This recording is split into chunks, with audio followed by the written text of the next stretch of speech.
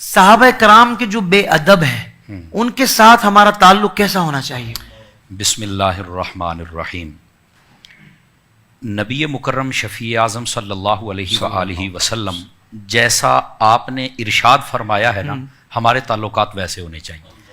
سبحان یہ بات اللہ۔ میں اس لیے کر رہا ہوں، بسا اوقات ہم سمپلی بات کر دیں نا کہ ان سے تعلق نہیں رکھنا چاہیے، تو بسا اوقات کئی لوگ کہتے ہیں کہ جناب نہیں یار وہ بھی تو کلمہ پڑھتے ہیں، وہ بھی تو ایسے کرتے ہیں، تو نہیں یار اتنی سختی نہیں ہونی چاہیے۔ پنجابی ساڈی کہتے ہیں ہاتھ ہوڑا رکھو، ہلکا ہاتھ رکھیں۔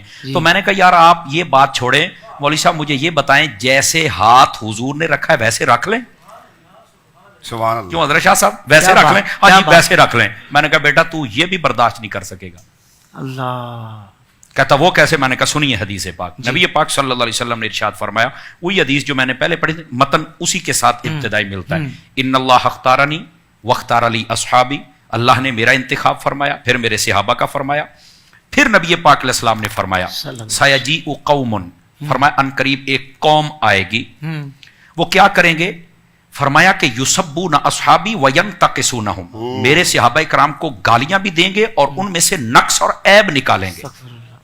نبی پاک صلی اللہ علیہ وسلم فرما رہے ہیں۔ اچھا یہاں تک جب فرما دیا تو اب آگے کیا ہے؟ آقا علیہ السلام نے فرمایا سنو، جب تم دیکھو ایسا بندہ جو میرے صحابہ کرام کے خلاف کوئی بات کر رہا ہو تو فرمایا لا تجالسوہم ولا تناکحوہم ولا تسلموا علیہم ولا تصلوا معہم۔ نبی پاک صلی اللہ علیہ وسلم نے ارشاد فرمایا جو میرے صحابہ کرام علیہم رضوان کا بے ادب اور گستاخ ہو، ان کے بارے میں کوئی ایسی نازیبہ بات کر رہا ہو، نہ ان کے ساتھ بیٹھنا ہے، نہ ان کے ساتھ رشتہ داری کرنی ہے، نہ رشتہ دینا ہے نہ لینا ہے، کیا بات، نہ روٹی کھانی ہے نہ ڈالنی ہے۔ میں کھلانی ہے بھی کہہ سکتا تھا، یہ بھی کہہ سکتا تھا نہ روٹی کھانی ہے نہ ڈالنی ہے۔ اس سے بہتر ہے کسی کتے کو ڈال دو، کم از کم تمہیں بھونکے گا تو نہیں نا۔ کیا کہنے تو نہ روٹی کھانی ہے نہ کھلانی ہے، نہ ان کے ساتھ نماز پڑھنی ہے نہ ان کے پیچھے پڑھنی ہے، مر جائیں تو ان پر نماز جنازہ نہیں پڑھنی ہے۔ ہمیں لوگ کہتے ہیں نہیں مرنے کے بعد تو یار کچھ نہ کہو نا، مرنے کے بعد، میں نے کہا مرنے کے بعد پھر اپنی ولدیت کی جگہ ابو جہل لکھ لینا، وہ بھی تو ماری گیا ہے نا۔ اپنی ولدیت کی جگہ یزید کا نام لکھو، مر ہی گیا ہے نا۔ شرم نہیں آتی ہے تم کو یار؟ بھائی جو کمینہ ہے وہ زندہ بھی کمینہ تھا، مرنے کے بعد بھی کمینہ ہے۔ اگر توبہ کر گیا تو ہمیں بتاؤ کہاں توبہ کر کے گیا ہے۔ تو نبی پاک صلی اللہ علیہ وسلم نے جیسے فرمایا ہے ویسے ان کے ساتھ ہم نے تعلق رکھنا ہے، اور آقا کریم علیہ السلام نے تو واضح کر دیا۔ نبی پاک صلی اللہ علیہ وسلم تشریف فرماتے، حضرت سیدنا عثمان غنی رضی اللہ تعالیٰ عنہ، آپ کے ایک آپ کا گستاخ تھا، وہ مر گیا، آپ سے بغض رکھتا تھا۔